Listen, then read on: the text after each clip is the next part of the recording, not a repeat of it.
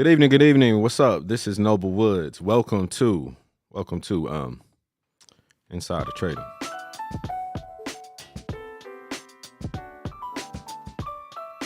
Okay, so some of y'all are probably like, "Oh, you got a little intro now." Yeah, I got a little intro. I'm gonna have some fun tonight, as we always do. Thanks for joining. Thanks for watching. I think a lot of you guys who have been tuning into these last 4 or 5 episodes have been learning something new. And the reason you're learning about the reason you're learning more about Bollinger Bands, the reason you're learning more about you're slightly starting to see that there is a statistical lens to trading. You're actually immersing yourself or starting to be immersed in what I call the Noble Woods method. It's a brand new way of looking at trading. It's radically new. Took me about 13 years to kind of crystallize it all. A lot of losses. Started off really successful. I've been trading since 2009, teaching since 2014. All right, so I'm not new. I'm actually a pioneer to this. You just didn't know me until probably now, which is cool. It's fine. It's totally cool. But I want to help. I really do. I actually want to I'll see if I can find it. I want to show you guys something today that somebody sent me who's been watching every single episode, going back and taking notes. Somebody who's just like you, they're trying to make more money, they're doing well. Guy actually lives here in Atlanta, is going to sign up for my next 2 classes. He's just been watching this free content and figured out, oh, that's why I'm losing. That's why those specific trades are losing. Oh my goodness. Like, just from watching the free stuff. So I got a lot to teach you.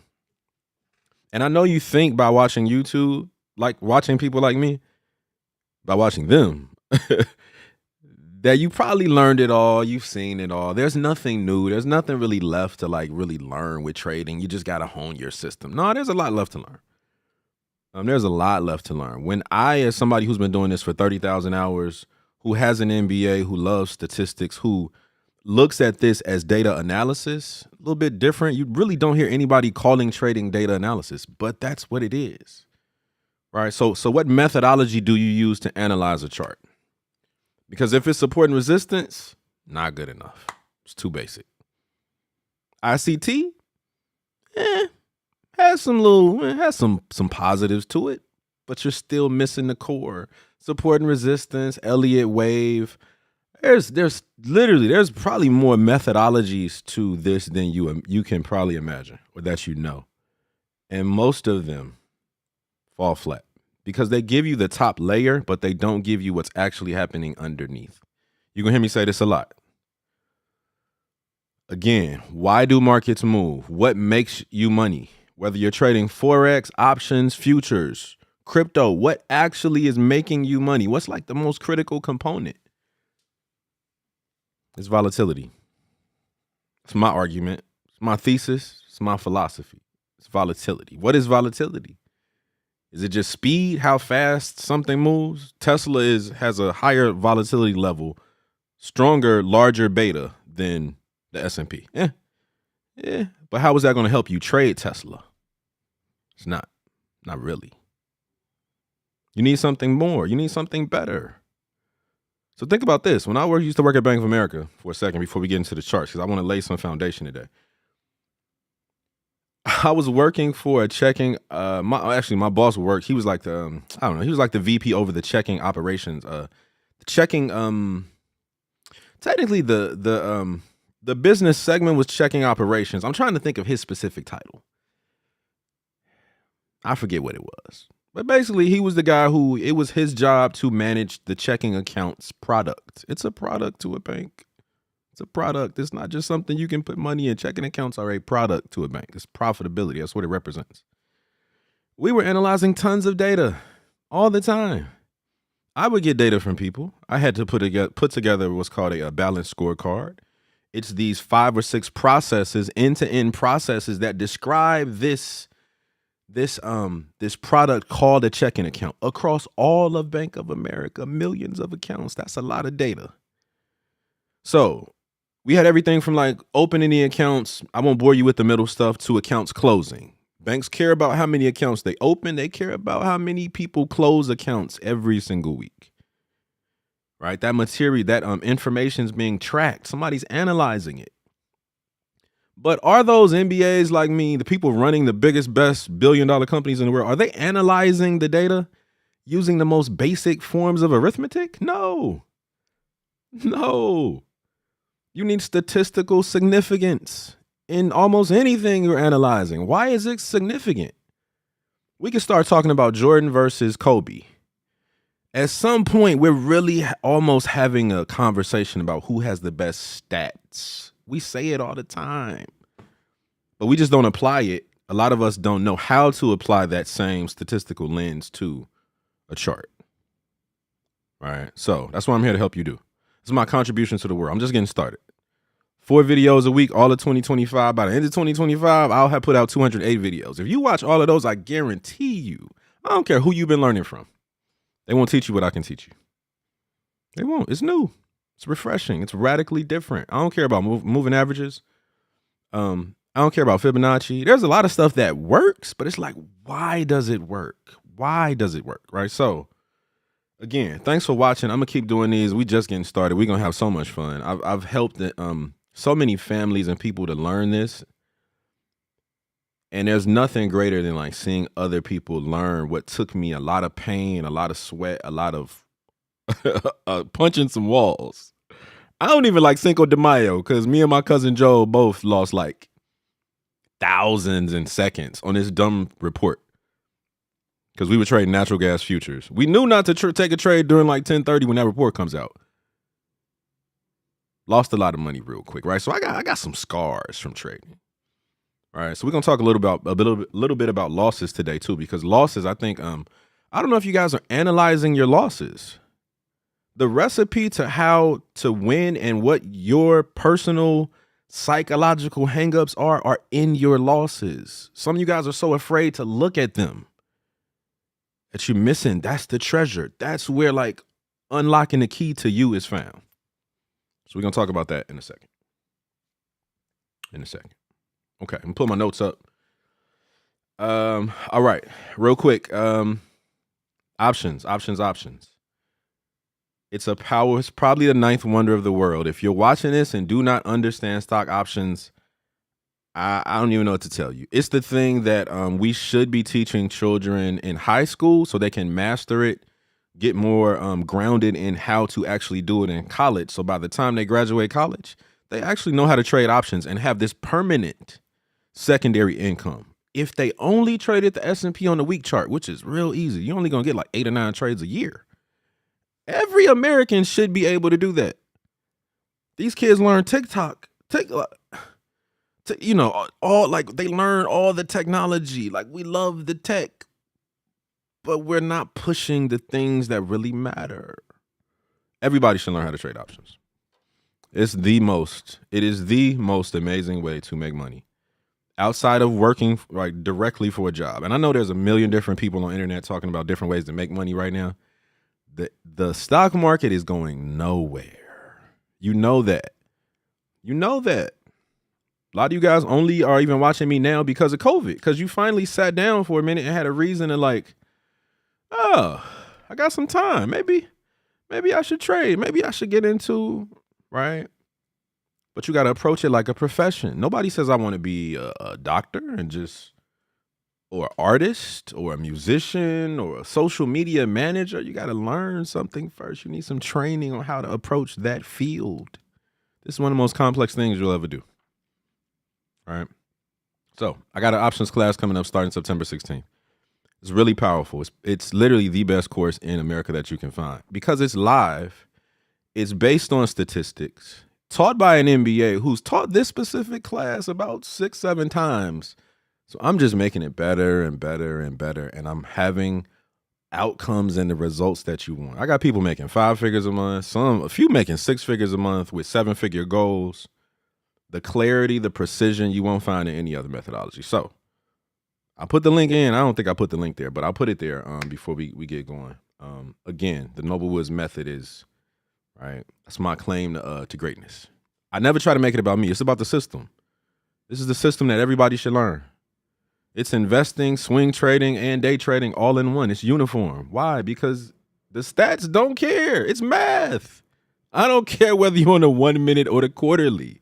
You should be doing the same thing, thinking the same thing for the same reason, with the same statistical lens, giving the same importance to what actually matters, which is volatility. Okay. All right. Okay. I'm gonna quit beating y'all up. Although I'm not beating y'all up. Y'all know I'm not. That's September 16th. Noble Woods method is what I'm always kind of talking about. So the more you watch my content, you're going to have to you're going to hear me say it a million times over the next year. Right? Noble Woods method. Okay, so let's do this. As always, let's start with analyzing the S&P and the VIX. Why though? Let me give you this real quick. Why the S&P and the VIX? Whether you're brand new, if you're experienced, you should already know some of this. If you're advanced, yeah, sure, you should know this too. It's just right? It's just reaffirming what you should already know. If I had to start today, if I had to start trading today, day trading, swing trading, I won't say long-term investing. This is called insider trading, or buying leaps, long-term equity anticipation securities, which is a big fluffy word for buying options contracts that are a year or two out. Just a longer-term trade.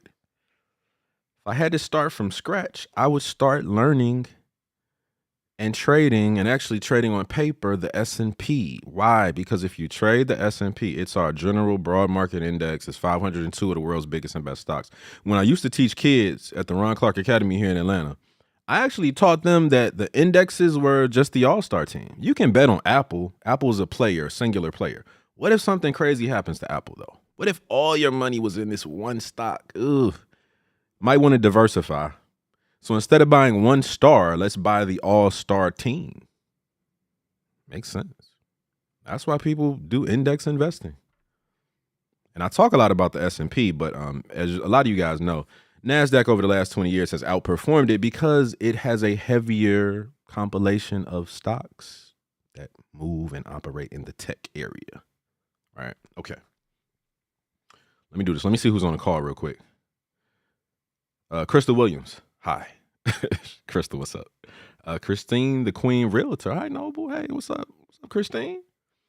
Let me see. Let me go through my list too. Tish Peaks from Insider Trading. What's up? She said she wants me to look at AMD and Tesla. 1 hour. I might look at both. I'm gonna look at either one, but maybe both. Who's this? Coop. Coop said plug in Tesla. Yep. Let me see. Is this Andrea? PLTR and XOM, which is ExxonMobil. Alyssa. I hate saying names that I hate when I mess people's names up. So, give me some grace. She said SoFi and SQ. Jamal, I'll say Mr. Littleton. AVGO or Costco. Shanika said TLT. Rate cuts expected, blah, blah, blah. ZS on the 6 month. Or ZS on the 6 months. And then Crystal Williams said, hey, Noble, can you look at Apple and SPY specifically on a 4 hour? I'm going to try to look at everything y'all asked me to look at today. But let's start with the S&P and the VIX. S&P, big broad market index. The VIX, it's the volatility index. It's directly connected to the S&P. Let's say you're a billionaire. You're stock guys telling you the market's about to drop 30% this year, this month, whatever. What do? If you're wealthy, you're going to use options to take advantage of that potential downswing. So in the fear of not knowing if we're going to drop, you're going to buy puts. You're going to spend, right? You're going to buy some options, puts. You're going to buy insurance. The market goes down, you'll make some money there going down. If it doesn't, cool, because you wanted it to go up anyway, right? Start thinking like you're a billionaire, millionaire, multimillionaire, right? You want to protect your shares.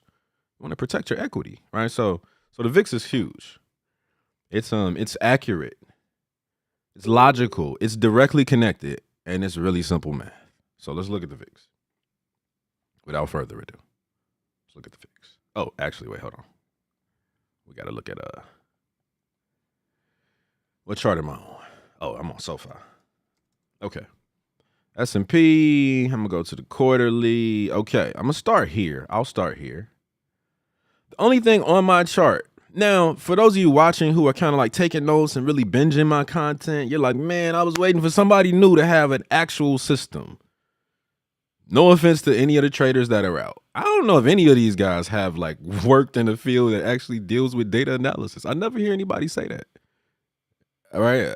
I think it matters because that's what this is, right? So you're in good hands. But I can't show you everything. I can't show you everything with my system, right? So trust me when I say there's so much more that I can teach you. I would love to teach you. But these lives and even all the videos that are coming, they're short, digestible bites to give you more to think through, to challenge your ideas, to show you some things that you probably just don't and won't see unless somebody like me shows you and articulates it a certain way, right? So what's on my chart? This is a +1 standard deviation band. This is -1 standard deviation. +1, -1. The middle line is the 20-period simple moving average. So going back to that good old definition of volatility, the more technical, the financial definition of volatility, which is what makes you money. Direct connection. The philosophy should align with the indicators. The indicators should align with the execution. Like it all has to flow. It's not just picking random stuff and just throwing it together. Oh, this is a meal. This is a recipe. Right? And it starts with, what is this? It's quantitative analysis. It's data analysis. That's all the chart is, right? So I got one of the most perfect tools you can use because it directly speaks to what volatility is, and that's how you make money. So that definition, that functional definition, real simple. It's volatility is a statistical measure of price dispersion around the mean. Oh, what the heck did I just say? I know that's real academic. Yeah, it is. It's real MBA-ish. I know it is. Statistical measure of something. So we're measuring something statistically, meaning significance. We're looking for significance. We're looking for high probability trades. I only want to get in. I want to shoot layups. I don't want to shoot 3-pointers. I don't even want to shoot free throws. I want to shoot all layups. That's the perfect game. If you could shoot every shot is a layup. You can get there every single time. And with the market, you can. You just got to wait and understand the data that nobody but me probably on the internet right now is translating in the way that I am, right? So above the top band, below the top band, let's keep it real simple. That's where the trends really take off. That's where the strongest volatility is, right? Statistical measure of price dispersion, price being above and below the average. Same thing with grades being below and above the average. That's grade dispersion. We talking about basketball. Some players have higher than 50% field goal shooting percentage for the season. All right, so that's where their average is dispersed. Some people are above 90%. They're the best in the game. The best prices, the best athletes, the best, the highest ratings for products on Amazon and Netflix. The layups are above the top band. That's all this is. Look at that. Look at this period right here. Look at that. Quarterly chart for quarters, for years. Market is screaming, I'm volatile. This is where you buy. You have what I call a profit window. I'm on a quarterly chart. Some of y'all never look at the quarterly chart. You can't do this just looking at the day chart. That's crazy. It's crazy. You competing against people like me. Every time somebody loses, somebody wins. I don't want to lose, especially not to newbies. What? Nah. I'm trying to take your money every time. I am. I want to. All right. That's what this is. It's a little crazy when you really think about it. It's war. Every time somebody loses, somebody's winning. It's an exchange. New York Stock Exchange, right? The 20 is the average. So going back again, statistical measure for price dispersion. Just prices being low or high. Where can we see where the trends form statistically? Above and below 1 standard deviation is key, but you also got to understand the average. It's that price dispersion away from the average, which just means price is always going to come back down to its average. All right, so 2022, I know it was a tough year. A lot of us, I won't say us, a lot of y'all got beat up during 2022. What did we do though? We really would just come in back down to the average on a quarterly chart on the S&P. That's all. Push right back up.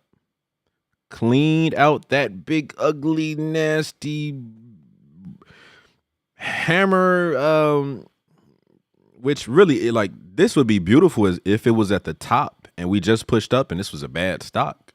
We get above that wick, which, as you can see, once we got above that wick right here, took a couple quarters, but that's where the market exploded. All right.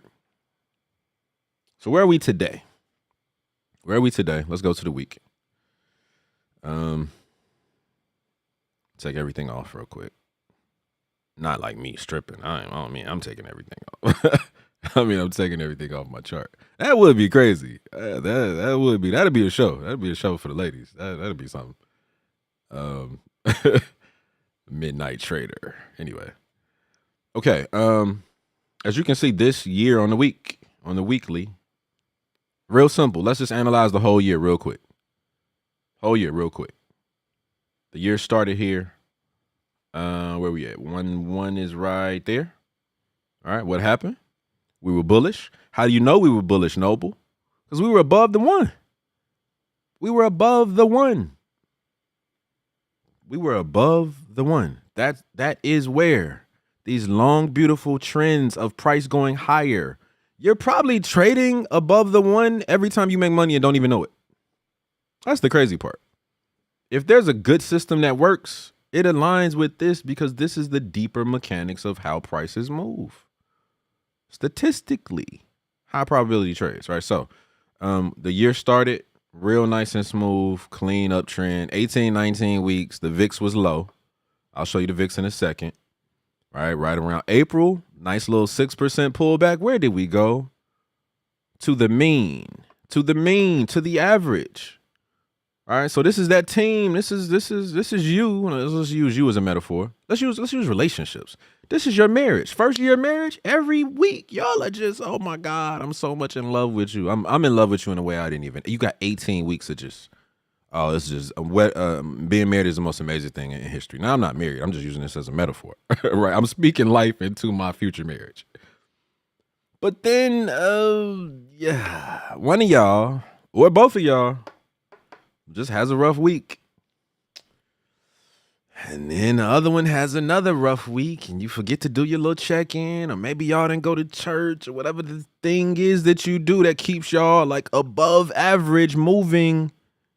It keeps y'all in that really, really peaceful, good place. It's above the 1. If I could literally take thousands of married couples, put a number to how they feel about each other and the peace they've achieved into data and put it in a chart, it's the same thing. It's math.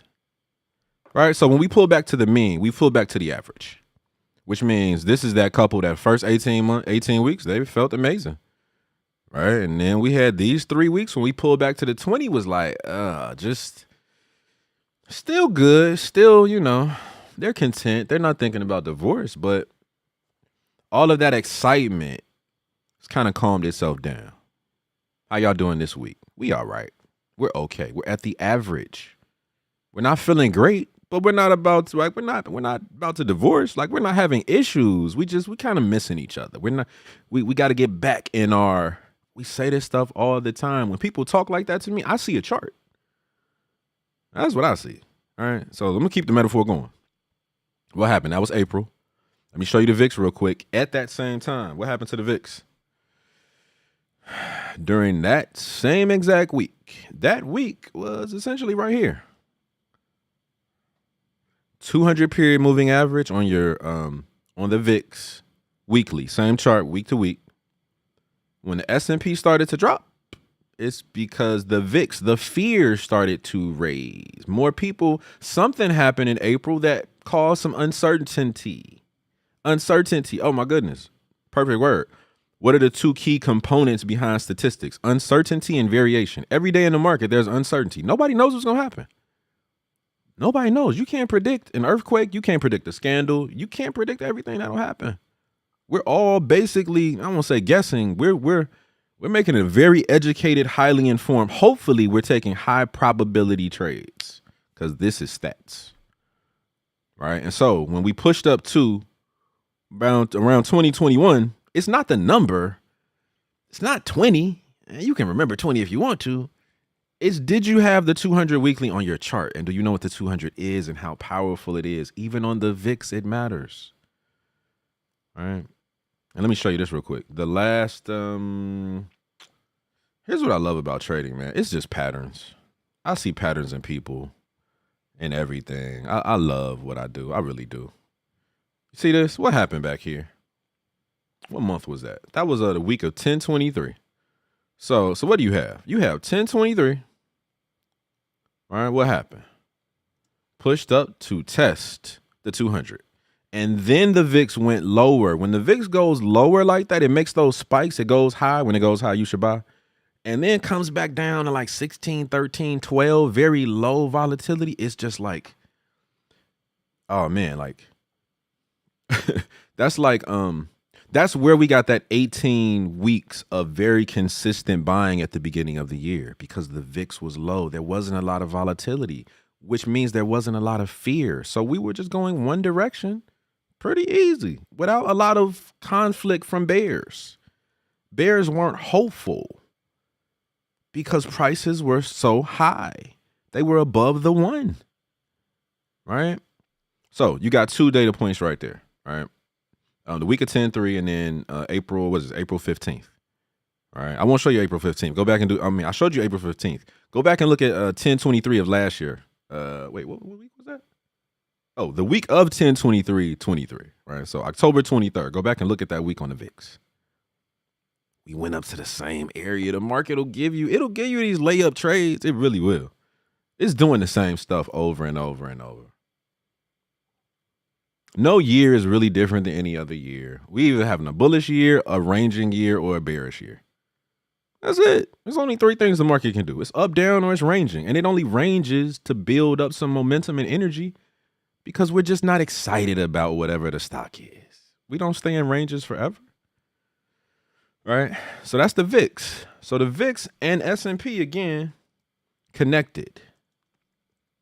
Perfectly connected. So back on the week chart, we pushed down, hit the 20. Hit the 20, hit the average. All right, and what do we do? Rest of the year, let's go here. We push back higher. All right. Got back above the 1, ranged up in there, testing those highs for a second. Now, we went all the way up here, but I do want to just put a line here. All right, we got right in there, back to those highs, and it took a while. We pushed above, doji candle, hammer off the 1. Really great candle for a couple different reasons. And then we slowly went higher. Everybody's on the same team. Everybody's buying. The volatility's low. We're not getting a lot of pushback from bears. Simple, nice, consistent, flowing volatility. We're buying. That's why prices are going higher. All right. Something happens, as always. All right. Or we've just made enough money. Nothing's going to go straight up forever. All right. Had a couple of bad weeks. Actually, we pushed down to the 20 here, right? So we did that same move again, right? Let me just draw it. Put a little circle. We came right down to the 20. After creeping back inside the band, right? Which is kind of where we always do that same exact pattern. Statistical pattern, not technical analysis. But this is like statistical analysis that helps your technical analysis to be sharper. It's different, right? Japan had a really bad, as we know, some other stuff happened, blah, blah, blah. Last 3 weeks, market has just been buying. VIX hit 65. Huge buy signal. Long-term investors. I know I didn't talk about it a lot. If you go back in time, it's just because I know, one, this is called insider trading. Investing is kind of easy. Well, I won't say easy.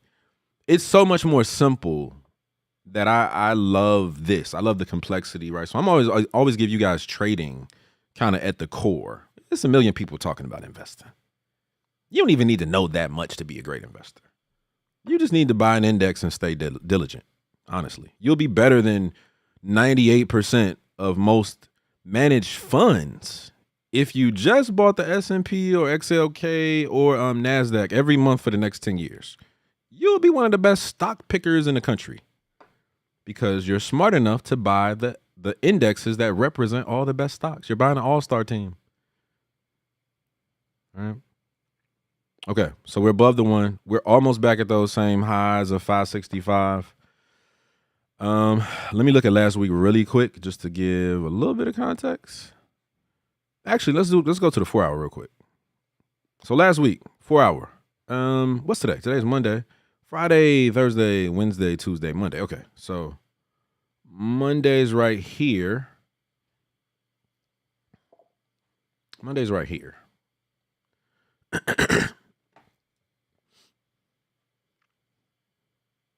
All right, so Monday, really strong day. Tuesday, we just sat in that 4 hour, didn't really go anywhere. Wednesday, I think we had a FOMC was at 2 p.m.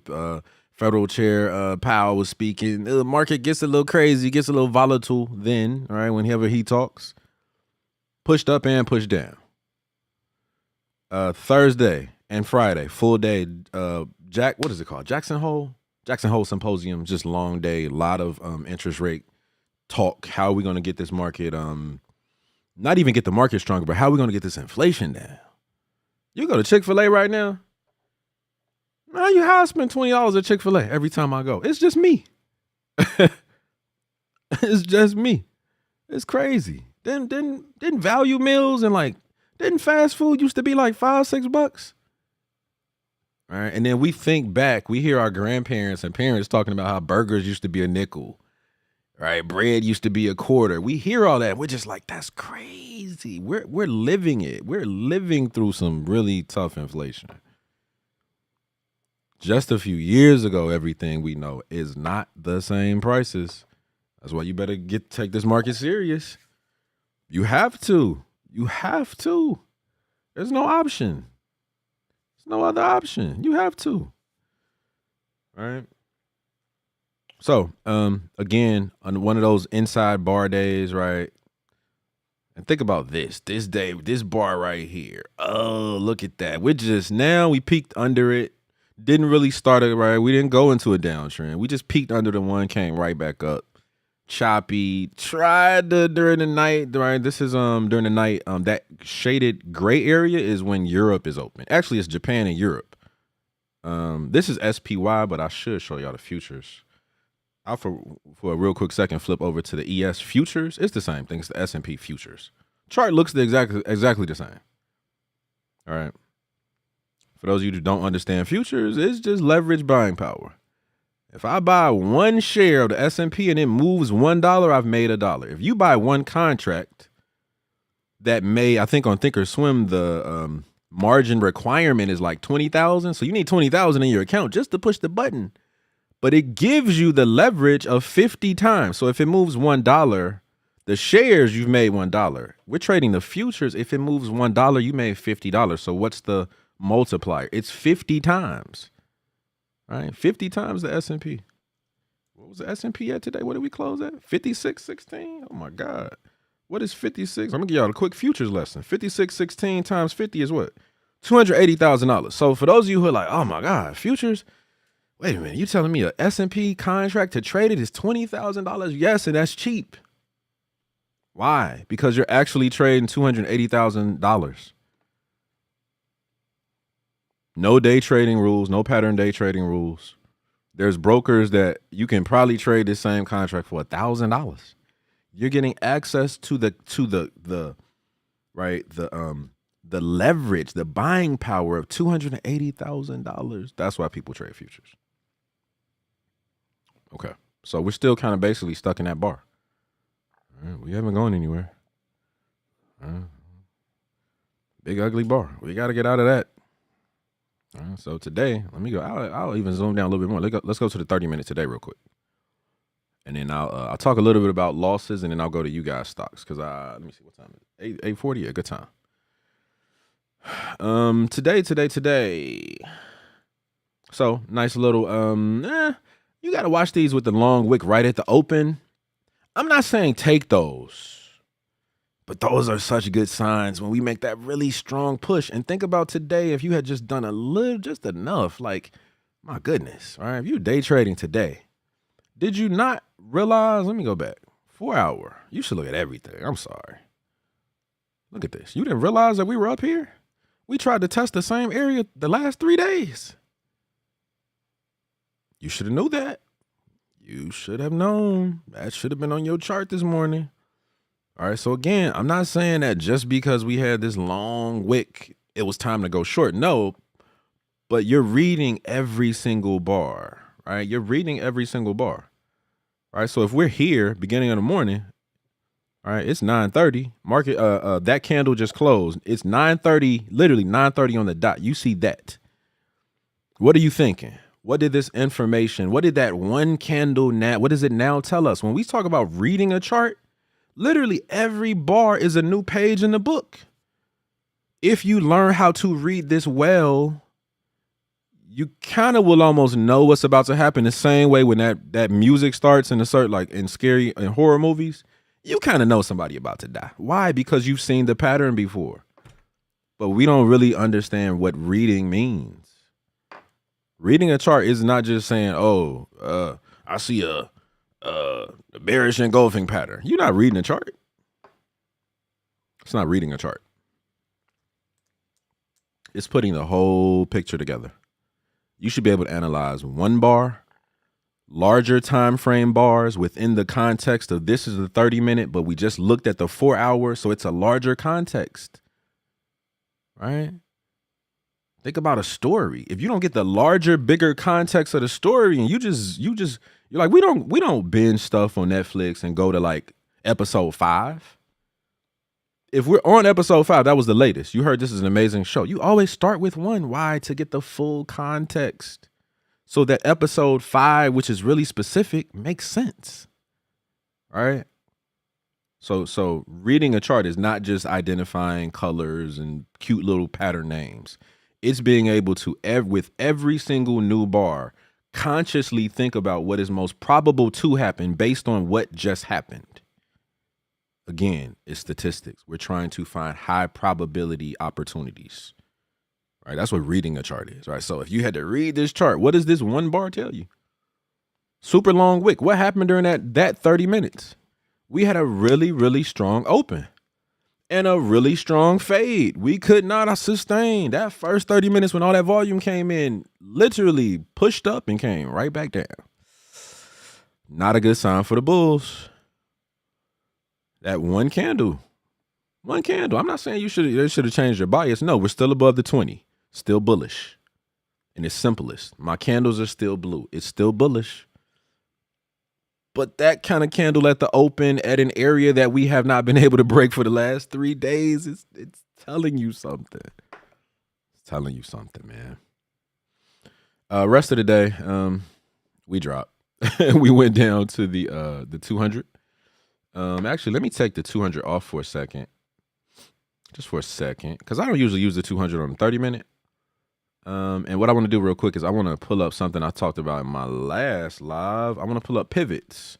I'm on Thinkorswim. Type in pivots, put on double click pivot points. Hit apply, hit OK. They are amazing targets. They're really amazing targets. There's support and resistance levels built in. You can figure out the calculation. You should learn it. You should actually understand how this math is being calculated so that you truly understand what it's doing. But it's just levels. So somewhere on here, somewhere in this 30-minute bar, there's a trade with my system on a 5-minute chart. I won't even go all deep and flip to the 5-minute because I really shouldn't be on this chart right now. But somewhere right in there, that's where the market really started to make that move down. Noble, if you were short today during this bar, which I wasn't, what was your target? I expected it to go to that pivot. Why? Because I've used them for years. I've seen prices go directly to those pivots thousands of times. I trust them like I trust my mama and my friends. All right. Really great tool. So that's just a little extra. Go back to the last class to, last live to look at it a little bit more. Okay. All right. Let me see. I think. Okay, so we talked about the VIX and S&P. we're kind of just, we're still bullish, right? Clearly we're bullish. We're bullish on mostly every time frame. Again, today was that attempted test to go a little bit higher. Not ready. What's going to happen tomorrow? I don't know. Uncertainty and variation. That's what you get every day. 2 key components of statistics. Google it. Y'all think I'll just be talking to be talking. You're witnessing somebody who's done this for 30,000 hours and has connected so many dots. I just want to connect some of these dots for y'all. All right. Okay. Losses. What I was going to do, actually, wait, let me see. Let me check something. What I was going to do for you guys was I was going to in insider trading. So if you're watching this brand new, go to Facebook. If you're cool with Facebook groups, like you want a good community, healthy community, started by me and my cousin Joel Harrison, probably the first and best trading investing group on Facebook. 30,000 people in it. I know that sounds overwhelming, but don't worry, you can follow along. Tons of information. If you just went back through our previous stuff, you probably learn how to be a decent trader. Like, you won't be elite, right? But you'll learn so much. Anyway, great community. So I asked yesterday, Sunday, I said, hey, if you lost last week, or there's just a loss that's just in your gut, you get that one loss that you just like, how did that lose? I had everything. How you just can't even let it go. You need therapy for it. You cannot let go because you don't understand why you lost. I was like, give me those losses. Give me the entry. I don't even need the exit. Give me the entry because I know you lost. Give me the entry. Give me the stock, the future, the Forex. I don't even care. Give me the time frame, 5 minute, 1 minute, quarterly. I don't care. Whatever time frame you were using to analyze, give me that. I want to analyze your losses. So I didn't get enough just yet. I'm gonna keep going. I'll keep pulling on people, and I'll kind of walk you guys through some of those here. And then some of the content that's coming later this year. 2025 is going to be amazing. Y'all going to get all kind of stuff from me. I'll even take ideas. You got a dope idea for something new to do that nobody's doing? Send it to me. Send it to me. You working with a pro. Ain't nothing I really can't do on some level, depending on what it is, right? I want to collaborate with my audience, right? And give you guys what you want, right? As well as what I do. So I don't have an example today. I thought I was going to get one that I wanted to use. I didn't get one for today. But I do want to talk about for a second, just for 2 seconds. Journaling is important, yes. And really the core piece of journaling is not just the trades and like your data, but how you were feeling. I think that's what a lot of people miss about journals. I've seen journals and it's all numbers. I want to see more writing than numbers. What were you thinking? I don't know what you were thinking. You get in a session with me and I'm like, yo, show me your last 3 trades. That's generally, if we're having that type of session where I'm trying to help you get better, I need to see how you've been trading. All right. So usually what happens is either people do or don't even have a record of their own trades. That tells me something. Part 2 is they either do or don't have verbatim words. What were you thinking at the time? Right? I need that. That's helpful. Forget about me now for a second. For you, point number 3, the treasure for how you can start winning more or just win more consistently or maybe even win bigger. Maybe you're profitable now. You're like, no, well, I'm good. Like, I'm winning. Okay, cool. But I guarantee you there's a better. I guarantee you there's a better for you. Even if you're the profitable trader who's like, yo, I don't do all the negative or like I'm losing talk. You don't have to talk to me about losing. Okay, cool, great. I can talk to you too. There is a better. All right. I see it all the time. I can't tell you how many people I've talked to that can be better. I don't know anybody that doesn't want to be better. I want to be better in every way that I can. That's why Jordan and Kobe hired Tim Grover. You'll often hear me talk about them. Because Jordan and Kobe were so obsessed with being great. If they could get 1% better, they would take it. Right? I want 1% too if I can get it. Right? So, if you're not journaling, that's a problem. You're not serious yet. You're not committed to this yet. If you're not journaling and writing what you were thinking, you're missing a psychological piece. I can analyze the trade. It's easy to talk about technicals and this statistical lens that I use, but that's not why we really lose, is it? And we know it's not. It's something up here. It's the doubt. It's the fear. It's the I got to get that money back that I lost. It's the, oh, I know I missed my trade, but I think it's going to keep going. It's the greed, it's the fear. It's up here, it's up here. And it's really in your heart technically. Technically it's really some heart stuff, but I won't go there right now. I won't go there right now. So I'll give you some examples. Give you a couple quick examples. I had a really good friend reached out to me. He was like, "No, but I think, bro, you could help. You probably can. I know, right? You're pretty elite. You could help me with my options alert service. I'm trying to grow it." I'm like, "Okay, show me what you do, and let's analyze first." I almost hate when people come to me asking me to help them with stuff like that, because yeah. Anyway, I got a whole thing about groups and like alert services. I've seen so many bad ones and so few good ones that I'm just like, ugh. It's usually chaos to me, right? And so he had this alert service. It was small, like maybe 15, 20 people. He had his numbers. He had all of his trades that he had called for like the last maybe 6 months. Most were winners. So if most were winners, he had a high win rate. Why did he need me? Because the losses were always so unbalanced that they eclipsed 2, 3, 4 wins. I'm looking at it. There's no real, the verbatims aren't there, right? That the copies explaining what he was thinking at the time, none of that is there. So I'm just looking at trades very cold. Okay, cool. Let's look at the trades. Okay, cool. Before I even looked at any charts, you know what I did? I said, let's just analyze your results. And I looked and I said, have you ever realized that like 80% of your losses are when you go short? He was like, oh, damn. I didn't realize that. I said, yeah, so why don't you just stop going short? Clearly, you're not good with bearish direction pattern. Something about going short that you just don't get. And almost because the market, millions of people go to work to create value every day. Like everybody wants to do better, make more, create value as companies, right? Innovate. We want to solve problems. The market is designed to be bullish.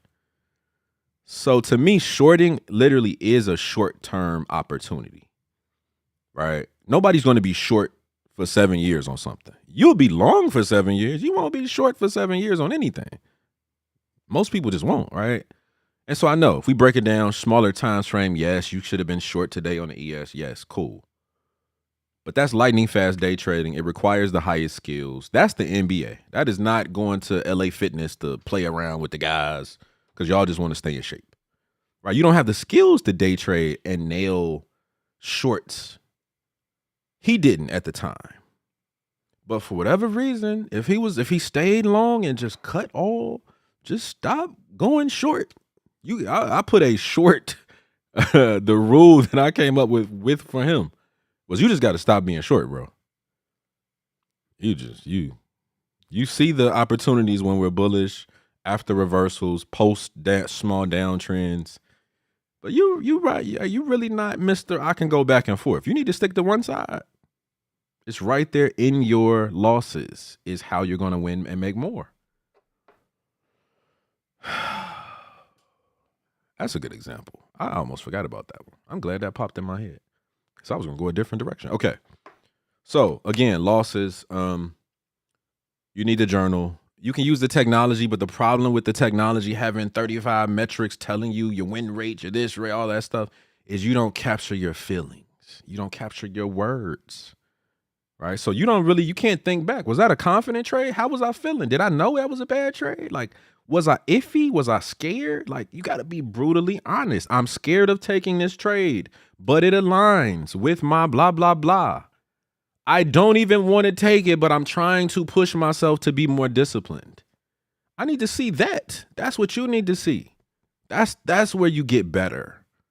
That's where you get better. You got to do your own self-analysis. Nobody's going to do it for you. And if you come to me and pay me to help you with it, I'm going to ask to see your journal, not just numbers. I'm trying to see your psychological state of mind as you trade. That's where the mess happens. Okay. 8:54. Good timing. Let's do this. Let's go to let's hit your stocks. Oh, actually, let me just pull up real quick. See what's up. Oh, I'm getting a lot of comments. Dang, Dang, you gave me a name last week. I'm about to mess it up, but I'm not. It's Kavon. It's Kavon, right? I think you spelled it. You like gave me the pronunciation. I think it's Kavon. Mr. Johnson. Peace Noble. Could you look at VRTX? Dang, I gotta add one. Okay. Yeah. Remind me to come back because I'm gonna start over here, but I'm right here. Okay. Week chart. Kristen said, yes, Chick-fil-A as well. Yeah, Chick-fil-A as well. I peeped that it was on my chart. I wanted to go short on that third 30 minutes so bad. The squeeze was still blue. Yes, squeeze was blue in that 30-minute on the ES. I want to say so much more, but I can't go into heavy future stuff because most people ain't. Yes, sir, Kavon. Okay, cool. Sky Wellness Academy. What's up? I see options coming. Yes, you do. Man, you need to. I'm gonna hit you up because I know, right? A couple years ago, we had a little dibble dabble, right, in options. Sky. I got the best recipe and best classes in the country. Nobody even knows it yet. You know me. All right, so we gonna talk. I need you in that class because I know what you're gonna do with this information. I know you. I know what you're gonna do. you gonna take off. It right. You know what I'm saying. Okay. Let's see. All right, so I'm gonna go to my Oh, where did it go?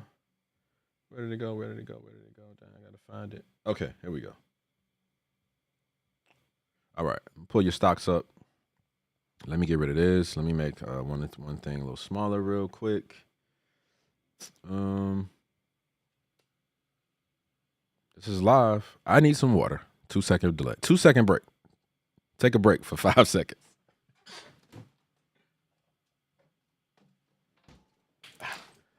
Okay. We are going to start off with I'm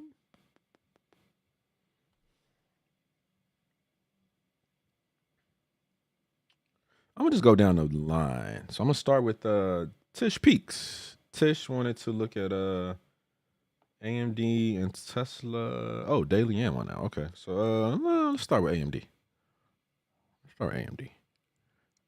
Oh, she said daily and one now. Okay, AMD. Okay, AMD. Actually, let me zoom out a little bit so y'all can get some context. Now, I'm gonna be real with you. Even though she asked, man, it's hard to say a K. I would love to be perfectly articulate. I'm from Gary, Indiana, so I'm working on it. Right, at 44. But she wanted to know about the daily and the hourly. This is AMD, so I am going to specifically go to give her some commentary on the daily and the hour. But for the purposes, right, of teaching you guys, right, giving you a little bit more of the system as we go, I want you to at least start, if you're looking at something brand new, start with the quarterly, right? Why? I just want to see where this thing has come from. That's all. I just want to see. You can see if it's a great stock in 2 seconds. Is it constantly above the one on the quarterly? That means it's been bullish and buying, like it's been in buying opportunity, getting strong volatility for years. All right. What do you see? That's a beautiful chart. It's a beautiful chart. All right. Okay, so that's a quick view of the quarterly. Just where are we? Okay, came down, hit the 20 just like the S&P, up to 227, kind of bouncing off the one. Okay, cool. All right, just quick. For me, quick. Probably not quick for y'all, but still, you know what I mean. Okay, if I go to the day, what I want you to pay attention to is when we made this really, really nice run up to 227 from 96. We were testing the 200 on the, let me see it. Is this the week or the, oh, that was a day. Okay. So we came down right here. All right. Bouncing off the 200, testing that area. All right. If you're brand new, Google 200 period simple moving average. It's like one of the first technical support and resistance, long-term support and resistance levels, signs that you should be able to understand and know. It's one of the first things I learned. 200 period moving average. Daily. This is the daily. The weekly is important too. I actually love the weekly more than the daily, but the daily is important too. So we push down, Made a really strong run up to 227. So we're seeing the same pattern that we see on the S&P. We pushed down Japan, blah, blah, blah. We went under the 200. We had some really high volatility, right? We made this classic move right here. All right, see that? That bullish to bearish, when we flip from bullish to bearish, what we're actually doing statistically is we're going from above one standard deviation to below the one. We're going from above the one to below. But what do we have to do in between? We got to cross in between the bands. We have to go across half court. Got to go across half court to get to your side of the court when the other team was just winning. All right. If you can understand basketball, I can teach you some of the statistical lens that really will make you a much better trader. All right. So what do we do? Up here, testing the 200. We saw on the S&P, we were testing that high, trying to go higher than 565. All right, so we're just kind of ranging right now. It happens. We're back at the highs. All right. Some of y'all are, having FOMO because you didn't buy something, or maybe you didn't short something a few weeks ago. We're back at the highs. Pandemonium for a couple of days, a week or two, and then we're right back at the highs. That's why I'm always trying to get you guys to look at the week and longer time frames. Because too many of us get so locked into what's happening every day that it's just playing with your emotions. You're right. And then if it's playing with your emotions, it's playing with your ability to analyze the chart clearly. All right. So where are we now? Testing the 200. Still really not below that bar. That was the nice push up to it. So none of those people are really have a reason to get out to lose, but we are back inside the bear. All right. So if the S&P the rest of this week is not able to go any higher, what do you think is going to happen to AMD? I'm going to tell you what's going to happen to AMD.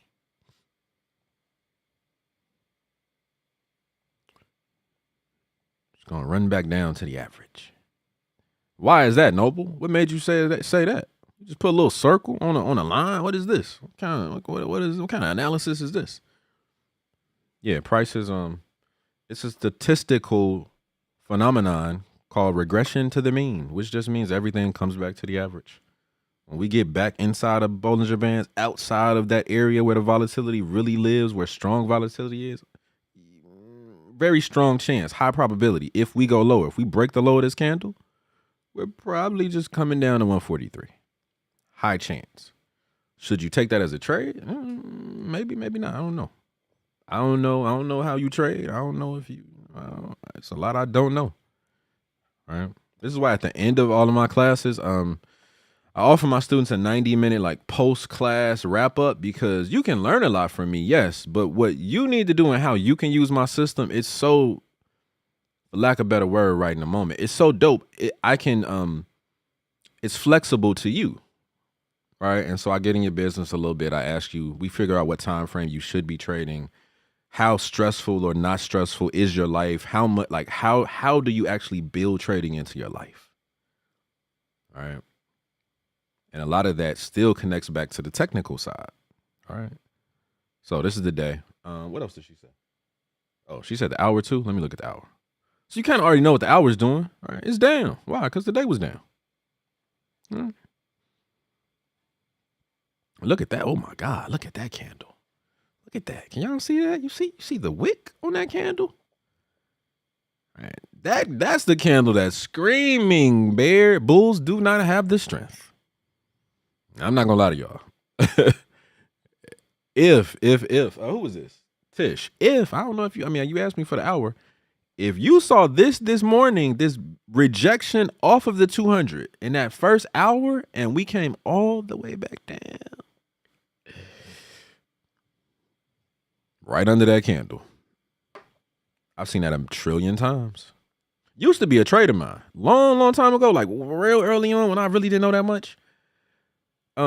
Topping tail hammers and bottom tail hammers literally was an entire trade to me. I used to trade this. I would see that and just go short. I'm putting an order right under that candle, or an alert to just wait for it. If I'm trading options, it's easier to place the trade with futures than options. You You got to pick a strike price with options. With futures, you just hitting the button. I mean, you still have to pick a price, but it's cleaner, simpler. It's more efficient to enter the trade, right? That's why people love futures too. You get rid of the time decay, the Greeks, all that stuff. You don't have to worry about, right? So that used to be a trade for me.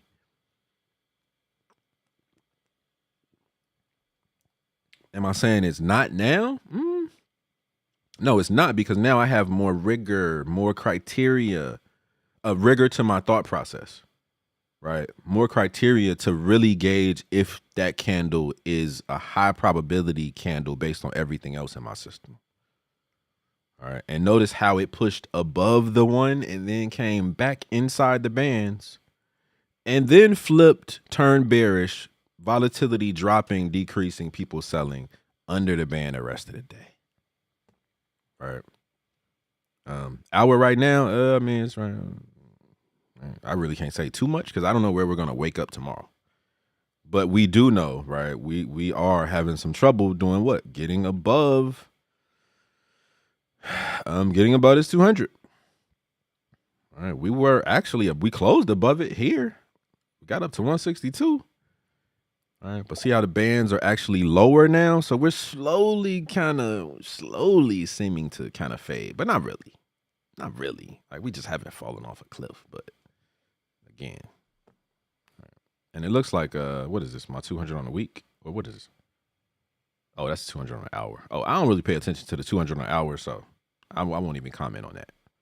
I mean, clearly, we can go down there, but all right. It's not like that's one of the significant 200s that I like to look at. Okay, dang, it's 9:06. Okay, let me check something. Real quick.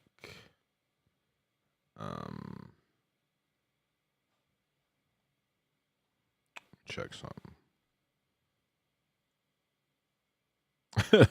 This guy said asked with a T. That's hilarious. Annette, NVIDIA. What's up, Annette? NVIDIA has earnings on 8/28. 8/28. 2 days from now. Y'all should watch that last video. Oh, is it last video? This is episode 51. Whichever one talks about math, I think it's 49. I break down strangles. Strangles used to be, I won't say it still is, but I haven't been in the pattern of trading earnings like I used to. But I used to trade earnings and I go both directions. It's called a strangle. For those who know options, you're buying an out of the money call and put at the same time. Right? Can you do that? You can go both directions, Noble? Yes. That's the beauty of options. You don't even have to play the directional, get the direction right to win game with options. That's why I say options it's a game changer. It is different than futures and Forex and crypto and all this other stuff. It has so many advantages. I can't even explain them all, but that's probably the most poignant one. With everything else, why do you lose? Because you got the direction wrong. The market went the wrong way. Right? Or you believed, based on whatever, you believed the market was going up and it went down. If you learn options, if you sign up for my class September 16th, we're going to dig in. We're going to dig in, and I want to make sure you leave knowing you don't even have to be a direction trend-based trader. You don't even have to. You don't. You can literally use option strategies that rely on non-directional trades, but you first got to understand them. And you still got to get the technicals, and you still got to understand the math. It's basic math. It's not hard, but all right. So thanks for pointing that out. And that I didn't even know, right? Because I haven't been trading earnings like that. But yeah. And let me give you a real quick example. Let's say, and I've done this on NVIDIA, Tesla. Most of them have won too, which is the crazy part. I first would pick, I'm gonna give you the recipe real quick. I would pick a really big, strong, heavy volatility stock that I know has the pattern, because I look back at the last 20 earnings and kind of try to get an average of how much this thing can move. I got to use the data to do something. Create your own, right, 5-year earnings average. How much does AMD move on average? Look back at all the earnings. I don't know. Look back. Maybe it's $50. Maybe it's 100. I don't know. Whatever that number is, that number was really important for me. I would use this one little tool called I'll do another video on this for y'all, but I use this tool that helps me to just kind of identify targets that we can go to up and down, bullish and bearish. I try to buy my calls at the same price because it's only 50-50 if the price is the same.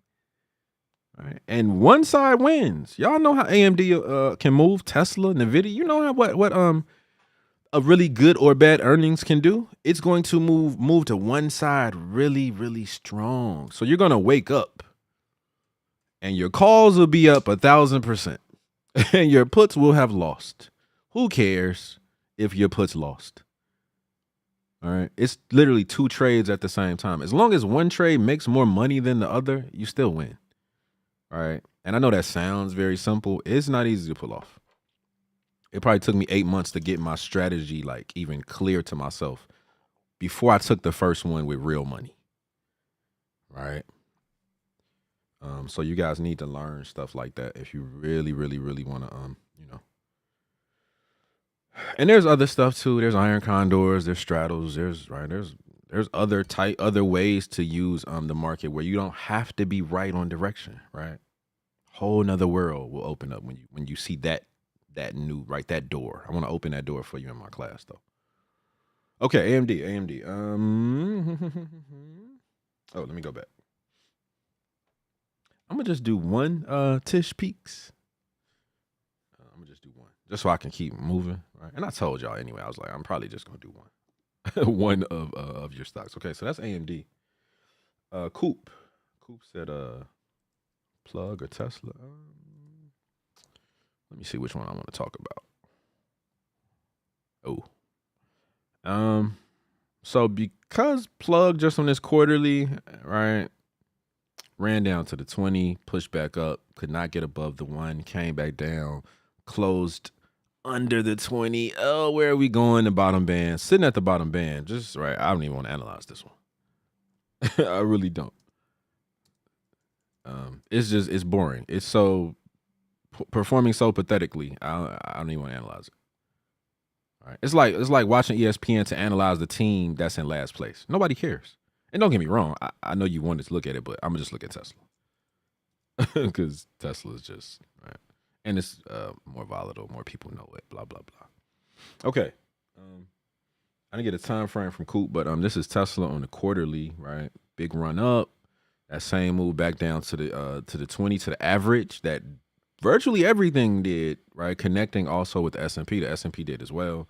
Pushed back up to the top band. Could not get the type of volatility we needed. Ran back down to the 20s. Still trying to push up. We didn't go any lower. But here's the problem with Tesla. And nobody's pointing out. It's this. We're just stuck inside of October from 2022. Now that range is, 260 to 100. So it's $160 range. Yes. If we go to smaller time frames, week, daily, month, 4 hour, blah, blah, blah. Yes, that's enough to make money for sure. Yeah, that's a huge, right? That's a big range. But, every time we get up to like 262, 63, Tesla just gets punched in the face. All right. So I'll go down time frames. Let's take a look at the week. Weekly 200, we tried to get above it, and we had those couple bad weeks on the S&P and everything else that came down, ran right back down to what? Actually gapped down, opened under the 20, and then just like the S&P, last 3 weeks, higher. Right now, ranging inside of this last candle from last week, not above the 1. So this is bullish. All right, it's bullish on the week. But it's not strong volatility bullish. All right, it's not like so. Keep watching it. Might push up and hit this 234 again. We also got clearly we got this bar from 7-1. All right. So y'all see how quickly I'm like always trying to pay attention to the ranges. It's one of like the things that makes trading if there were no ranges and the market could like never get stuck in this way, it had to go higher or lower, trading would be so much easier. Oh my God, it would be so much easier. Ranges make stuff hard. And a lot of times we're trading and don't recognize we're in a range. and you're not getting the trend. Like, think about it. Every time you expect price to trend and you don't, it's probably on a higher time frame. You're stuck in a range and didn't even know it because you just haven't looked at the higher time frames. All right. Let's have some fun. Let's go down to the 4 hour. 4 hour. What is this down here? Okay, that's the daily 200. I'm gonna take these 200s off real quick just so y'all can see the chart clearly. Oh, I'll take the daily off. This one is the 4 hour 200, but then right up there above it is like the big boy 200. So last couple days on Tesla, what have we been doing? What have we been doing? We started to creep back inside the bands. Back here. That was the bar that closed back inside the bands. Never had one bar that actually closed above and then proceeded higher. So if you really want to if you want to jump in my brain, this is the bar that would have helped you with, right, what happened afterwards. It was back here. Right? Because we closed back inside. That's like the other team stealing the ball and almost getting to half court. All right, that's like, we better get this ball back. Bulls haven't gotten the ball back. Crossed over here, bounced off the 20, right? Pushed back up. Up here at the open, did not have enough gas to get above that candle that closed above the one pre-market. We came right back down, sell off. Pushed back up, tried to get above the 20, couldn't do it, came right back down. All right. So we tested the 20 here, pushed back up. Could not get above the 1. Nowhere to go but back down to the 20 and lower. If we can go right, if we're really losing that volatility on the bullish side, went lower. Did not establish a true downtrend.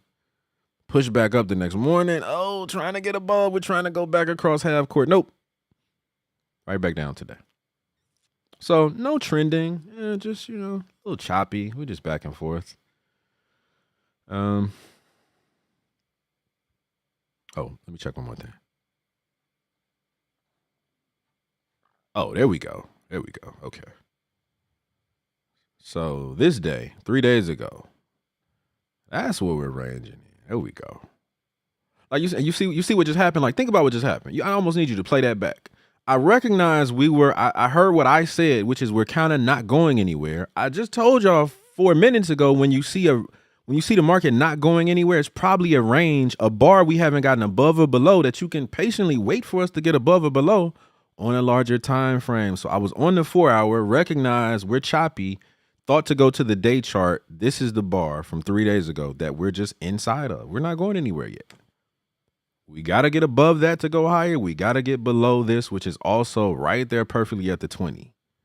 We got to get below the 20 to go lower, right? So these mechanics to like how I look at the market, this stuff just makes sense. It really just makes sense. That bar is literally sitting at the average. If we can get under it, then that is prices starting to develop the type of volatility we need to create eventually a downtrend to push lower. I'm not saying that's about to happen. I don't know. All right, we just bouncing off the 20. Okay. Let's look at Exxon Mobil in a minute. Ooh, look at all this on my chart. Take all this off. Oh man, my dirty mouth. Let me take all this off. Okay. This is Exxon Mobil. 2020 was this bar right here. All right, COVID. Range. Inside it. Finally got above. Phew. Above the 1. All right. Clearly, just bouncing off the 1, stayed above consistently. This is like what you want to see. All right. This is where I would say, I look at this and I instantly think, okay, something good is happening here. I don't even know what's up with ExxonMobil. Next year when I do this, I'll dig into like the fundamentals. We can talk about the products and the news and all that stuff. Right now, I'm just purely looking at the technicals and the statistical lens that I use. I don't know what's going on. I haven't read their annual reports. I have no idea. All right, but I can tell some things, right, from the system I use. So let's go down to the week. So the thing that I notice here, and that I want you to notice as you guys start experimenting with this positive and negative one standard deviation Bollinger Bands, the setting is a positive one and negative one standard deviation. But it's the standard deviation that really pulls in the stats, right? That literally, you say standard deviation, we're talking in stats, right? So you see how they're getting tighter, right? See how like this from the high from the top band to the shoot, I can't even do it. From the top band to the bottom band is, I don't know, what, 13, 18, 13 and 19.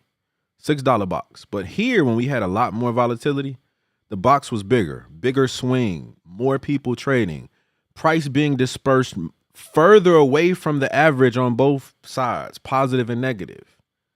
If you a nerd or you got a black Six Sigma, right? You got a little stats understanding. This is both sides, touching both sides of that bell curve.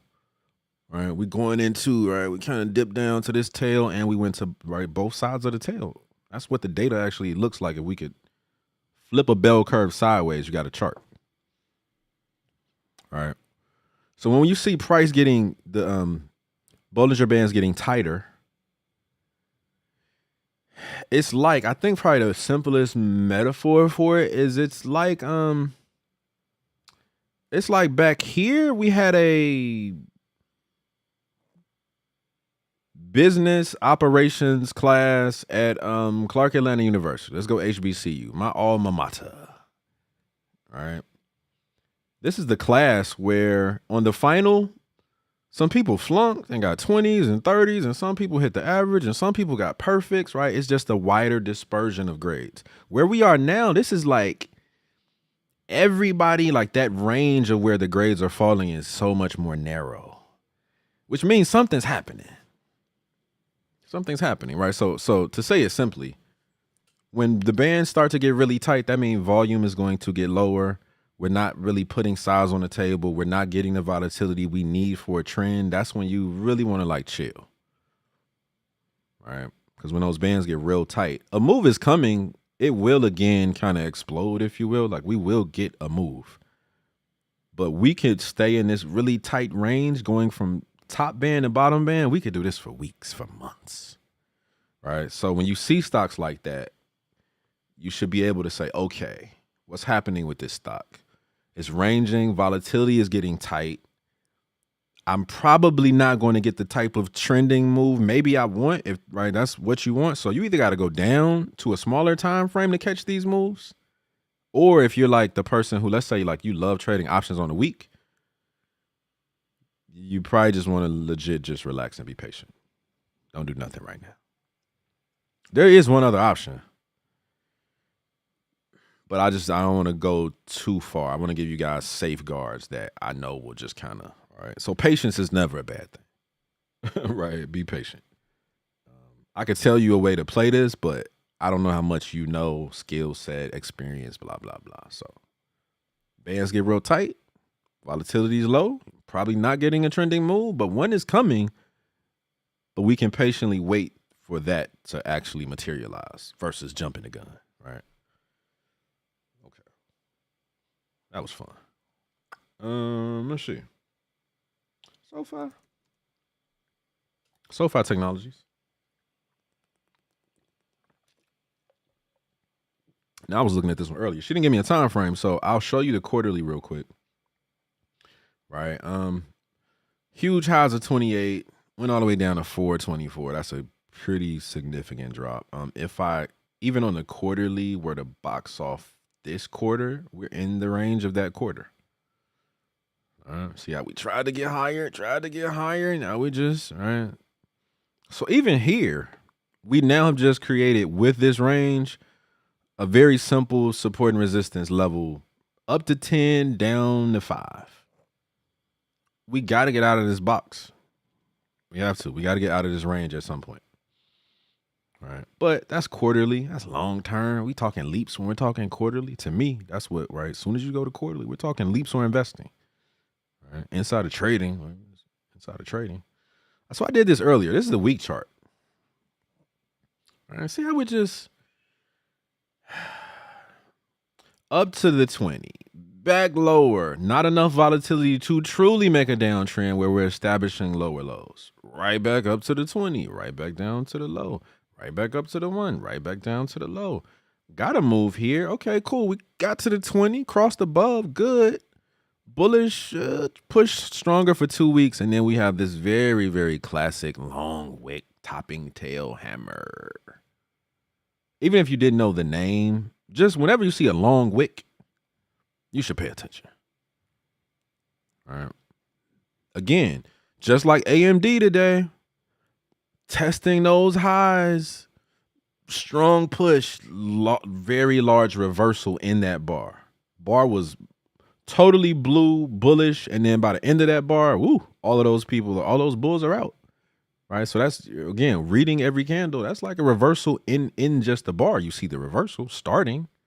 Now, this one didn't close bearish, but again, all right, old school Noble would have been like, man, we get under that bar, I'm taking the short. Expecting it to go where? First to the 1, and then if we can go a little, if it's a strong move down to the 20. Why the 20, Noble? Because we always going to the 20. Always. There's nothing you can show me that doesn't consistently come back to its 20 on every time frame. Nothing. It's stats. You can't even argue with me. Back and forth, up and down, up and down. All right. So what's my point? You're not getting the type of volatility that we want to see, that very clean, nice trending move where we can be in this and just relax for weeks. This does not look like the S&P. When I see stocks that don't look like the S&P, I think it's harder to trade them because most of the generalized news you're going to see on TV and in most groups, we're really all talking about what the S&P is doing. Most, like 80% of stocks are correlated to move with the S&P. So when I see something that's not moving with it, I'm just like, okay, all right, y'all can trade what y'all want, right? I trust you to, do your thing. You know what I mean? But I just get a little worried when I see us trading, not investing. Well, investing too. Definitely investing, but trading something that just doesn't give you like everything's moving and flowing all the same way. So imagine you trading 6 different stocks that are all doing something different than the S&P versus the person that's trading 6 stocks that are all virtually doing the same moves. Which one is more complex? There's an answer. It's the one that has more stocks not correlated to the S&P. All right. So we're just back and forth. We're above the band. We're back down. We're top. There's really no trends happening here. We're not getting the volatility we need. Now, if we're talking long term, I don't even want to talk about long term. I'm not even going to talk long term. Let's go to the 4 hour. Now, here's the beauty, right? Here's the beautiful thing. Let me show y'all this. We had this move down. All right, see, we made these highs right where I drew that swing high. Under the band, lower, lower, lower, lower, lower. Huge reversal candle right here. See that? That is a huge candle. And it got us back inside the band, right? That's key. That is key. Why? Because every time we go from uptrend to downtrend, we got to get back inside the bands. All right. And notice how every single day after that, this day inside the bands, this day inside the bands, this day inside. All right, this day still inside. Bands getting tight. Remember what I just said about the other stock we looked at? Bands getting real tight. And then you get this explosion to the upside. Above the 1, pull back. Above the 1, pull back. Above the 1, pull back to what? To the 20. Got tight again. Still bullish. The short term over these last 20 days, once it made that move back up, still bullish. Right? And then we got another pop here, right? So all these mechanics, hopefully, I'm probably overwhelming some of y'all, but it's okay. You'll go back and watch this. You should. You'll take notes. You should.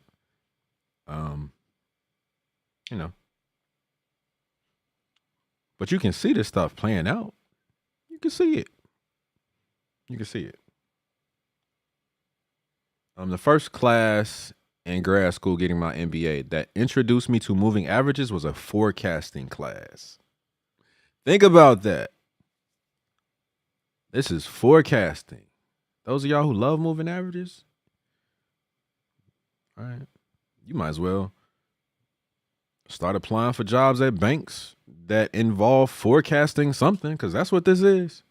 It's not predicting and guessing. We're forecasting using data and using statistical methodologies. That's what we're doing as traders. That's why you need the right class and the right coach, because that's what this is, which a lot of people don't even explain it that way, which is a little scary. Okay. I got AVG or Costco. I haven't looked at Costco in a second. Let's go to Costco. Take everything off my charts. I'm gonna go back to the quarterly just for those of you who do not know, man. I love talking about Costco. Costco's so layered, man. What time is it? It's 9:30. Costco's layered because let me come back to me for a second. Costco's really layered.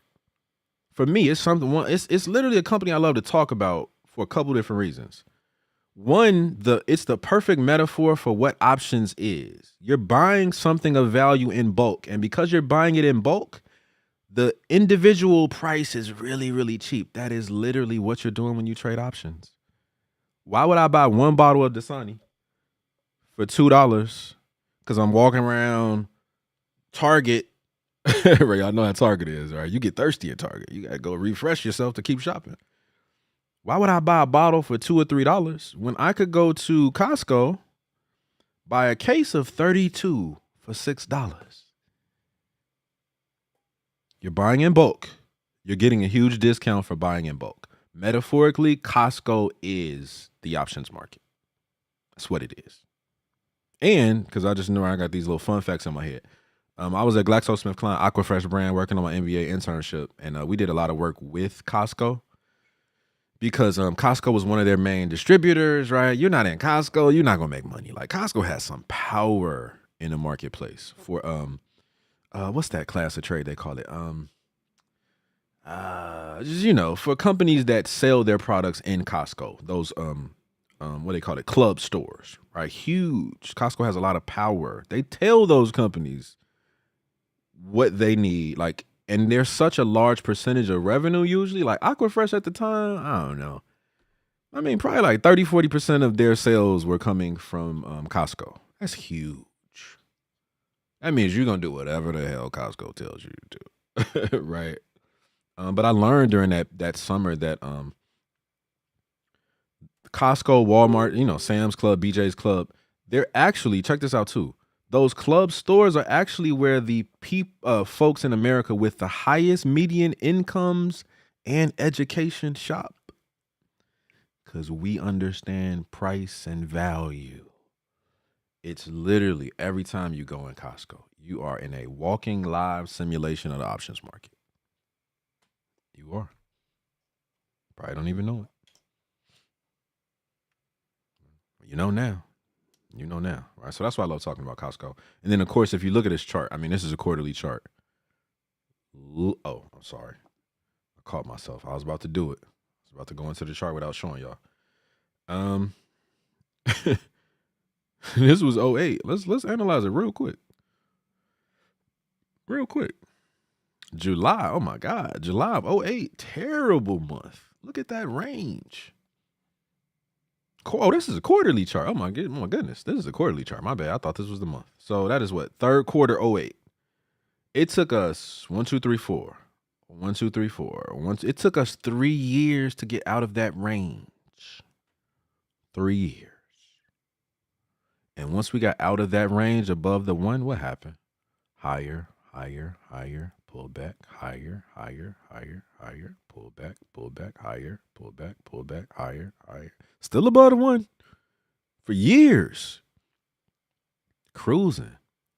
Strong volatility. Just cruising above the 1. Higher, higher. No reason, if you were investing, no reason to stop trading. And these are the companies y'all need to be thinking about doing leaps on. Because it has this type of potential. Man, look at that high. Look at that. Like how many? I don't even know how many candles I got left. Look at that. I had a question on my last live. Somebody was like, Noble, like when we get above the one, like how long generally are we going to stay above it? It depends on the time frame, but if we're talking quarterly, stocks like this can do this literally for 10 years straight. That's why they're great companies, because they're above the average. They're above the average of the above average players. These are the greats. All right, think about it. How do you become a great in your sport? You can't be above average. You got to be above the average of the above the average. That's statistically in a different place. You can see on the chart. All right. So Costco's bullish. Super bullish. If I go down to the week, all right, let's go to the week for a second. That pullback, what? 415, same one we talked about earlier. What did it do? We just came back down to the 20. All right. This move that just happened came back testing the 20. Actually, let me change this this one. Make it a little, all right. So we're testing regression to the mean. Regression to the mean. I want to apply my statistical analysis in this. I ain't gonna even do it. That's my like stuffy professor who thinks he's smart voice. All right. I'm the professor that wants my students to learn. I don't need to be smart. I know I'm smart.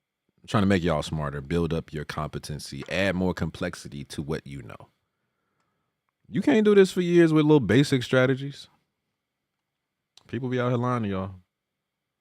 Tell me what craft you can master by never growing in the depth and complexity of understanding that thing. You can't be a chef and win a Michelin star if all you know how to do is boil water. It's not an advanced technique. It's the same thing here. Same thing here. Maybe I'm hungry. Whenever I start talking about food, I'm like, yeah, I'm getting hungry. Okay, let's see. Shanika Jackson, what's up? She asked me to talk about iShares, what's this, treasury bonds, something like that. TLT.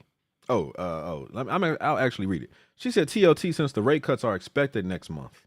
So see how she's thinking? If you don't know what treasuries are, Google it when I get off. Right. You don't know how rate cuts and why we raise rates and why the Fed plays with rates to try to control the economy, to get us moving, to get these prices lower.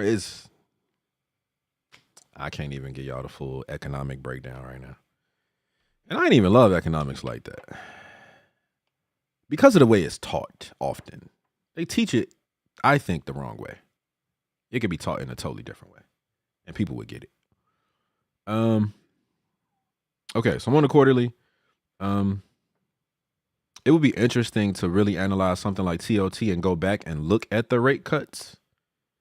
If I right now was like, I really wanted to deepen my information, because all that I just said, you really don't know. So you really don't understand rate cuts, inflation, quantitative easing, just, treasury bonds. What is it? Cap M model for diversification. If you don't understand like all of that sophisticated sounding, and it is what business school students learn. But if you don't understand any of that, right, then you got an opportunity. You know what you don't know, which means let's learn it. Right? Okay, so TLT, okay, months. So we went under the band, as you can see. We had this really strong move up. We slowly came right back down. What did we do? Very classic move. I need to start like giving these little names, because I'm saying the same stuff over and over. Like you're seeing the same patterns, even with this statistical lens. You're seeing the same stuff over and over. Came down to the 20, stuck inside of this bar, went back up, tried to get above the 1, could not get in there. That's like trying to penetrate. That's like trying to get in the lane. That's literally, to me, like trying to get in the lane to shoot a layup against a team that just has some 7'5" power forwards, not even the center. It's going to be hard to get in that lane. All right. If you can't get in the lane, what's going to happen? You gonna go right back out. You gonna go the other way.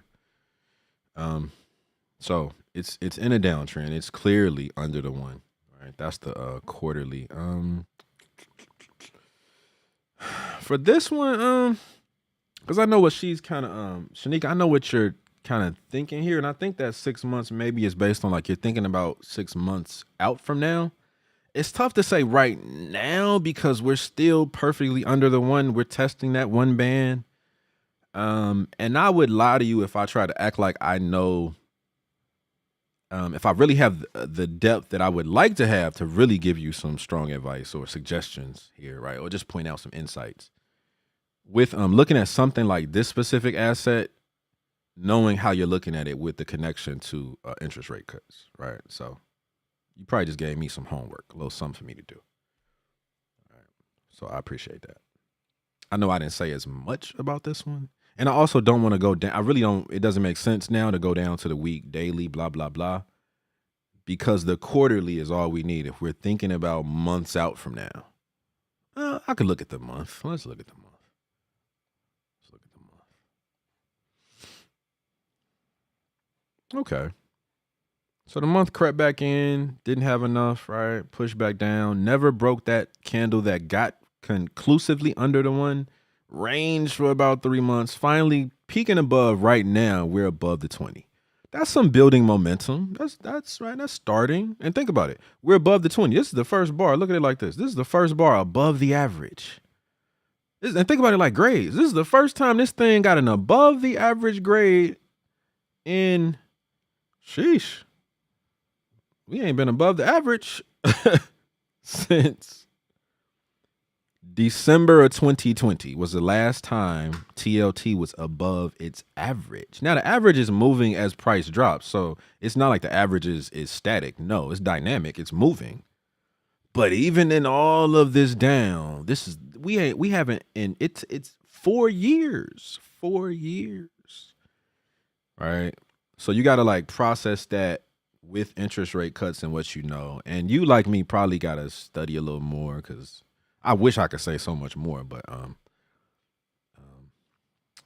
I almost forgot like half the stuff I learned in economics in grad school. I hate to say that, but I'm just being honest. Let me do this. Let me check on y'all for a second. Check on y'all. Oh, back to the world's greatest show, Insider Trading. Okay, let me do this. Let me see what y'all saying to me. Okay, nobody said nothing. Okay, cool. I just wanted to check, right? I want to check on y'all. Let's see. Let's go to Apple. Apple. 4 hour. But y'all know I'm going to look at the quarterlies. Pretty beautiful. Let's look at the yearly on Apple. Look at the yearly.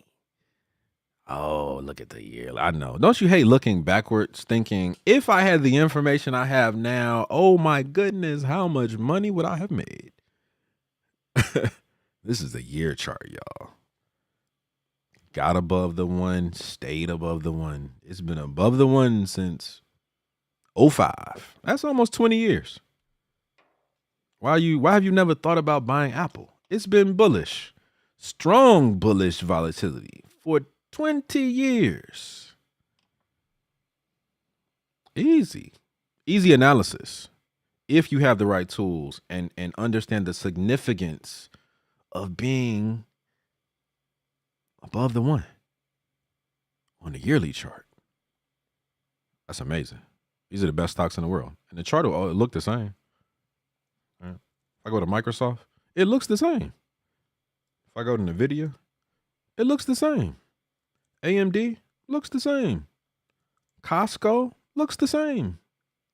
All the biggest, best performing stocks, the charts legit all look the same. They really do. I'm going to go back to Apple. She wanted me to go to 4 hours, so I'm going to zoom down to 4 hour. Okay. What did I have this box on there for? I don't even know. I'm going to take it off, though. I'm going to take all this stuff off. Okay, so last couple, right, 4 or 5 days, just like the S&P, you already know. Because Apple has a low beta, it's 1.15, which means it's pretty much gonna move. Its fluctuations are right there in sync with the S&P. It's not really more volatile, but it's not less volatile, right? So S&P is up 1% today. Apple's probably up 1% too, or whatever its like mathematical equivalent is, right? Like it's moving the same way with the same type of strength. So what do you see right up here? You see us just trying to crack 22.7 and a half. 227 and a half. $227.50. Let's just say 228. 228, 227 and a half. Oh, trying to go higher, trying to go higher, trying to go higher, trying to go higher. Oh. So, right now, let me actually go to a week for a second.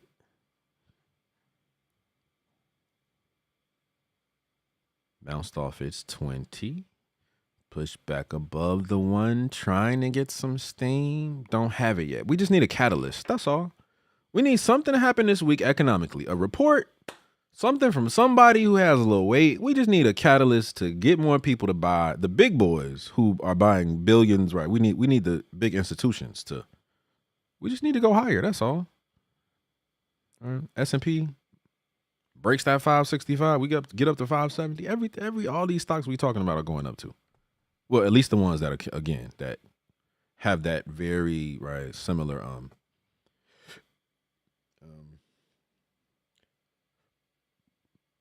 that looks similar to the S&P in terms of volatility. And the chart, yes, but really like they're right around the same strength. All right. So yeah, Apple's looking good, you know.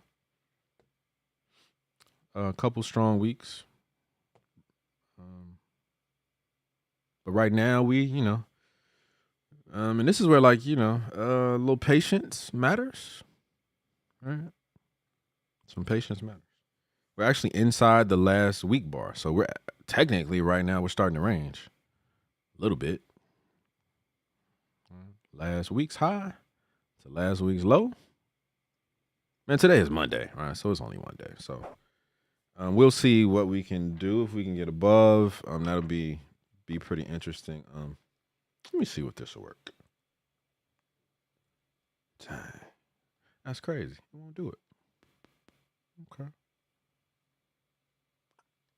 Anyway, I'm gonna turn the music back up a little bit. So, thanks for joining me today for Insider Trading. I love what I do. I appreciate you guys. Thanks for watching. I'm just getting started. This show is going to be better. I got so many creative ideas, segments, interviews, reaction videos to other traders. Ooh, they gonna hate me. Some of them gonna hate me. But I actually want to find really good traders and people that are giving like really good information and just take it a little further, right? I'm gonna give people their flowers. There's some really good traders, some good channels, all that stuff, right? But there's some people out here teaching that really don't even know what they're doing, right? So, yes, as somebody who's been doing this 16 years, I feel like I'm a pioneer. I know there's even some gurus that that have learned from me that just don't say my name, which is cool. It's cool. What God has for me is for me. I'm okay. Right. So keep watching. We're going to have some fun. If you're serious, you're ready to raise your commitment level to this, I can help.